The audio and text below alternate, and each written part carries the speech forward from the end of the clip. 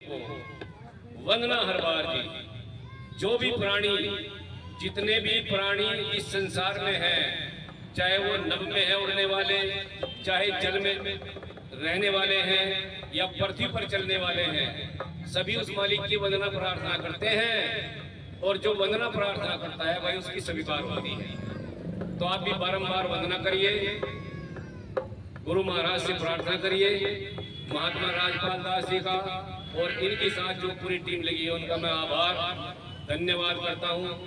मैं देख रहा था भाई, रात में यहीं आ गया था महात्मा जी के पास, और भंडारे की क्या क्या व्यवस्था थी, ये रात से सुबह से कितने परेशान हुए, कैसे कैसे अरेंजमेंट हुआ। गुरु महाराज सब कुछ करने वाले हैं, वे कहीं ना कहीं बंदे के सामने खड़े हो जाते हैं। जैसे अभी वाणी कही है बिहारी जी ने, वो तो भर लाया माल अपारा, मेरे घर आया बंजारा।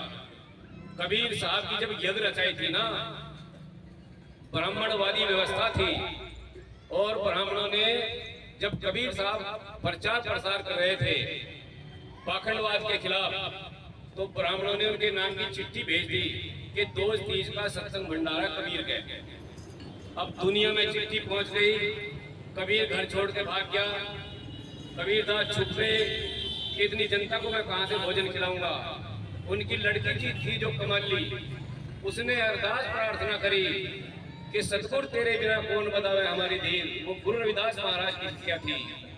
गुरु रविदास जी महाराज उस चेली की प्रार्थना सुन करके, केशव नाम का उस समय बन जा रहा था, बहुत बड़ा व्यापारी, बहुत बड़ा सेठ था।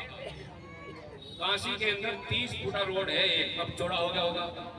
30 फुटा रोड मशहूर है। 30 फुटे रोड में को केशव बंजारे का रूप धारण करके गुरु रविदास जी महाराज ऊंटों पे, ऊंटों की बालत चलती थी उस समय, माल लेकर आए, गुड़ शक्कर चीनी आटा तेल हल्दी मिर्च नमक मसाला, और बहुत बड़ी यज्ञ रची थी, भंडारा बहुत तगड़ा रचा था। तो कौन रचाने वाले थे? गुरु रविदास जी महाराज। किसकी अरदास पे? अपनी चेली कमाली की अरदास पे। कमाली कबीर साहब की लड़की थी, वो अपने पिता की इज्जत का खिलवाड़ नहीं चाहती थी, इसलिए कौन सहाय करने वाला था? गुरु महाराज।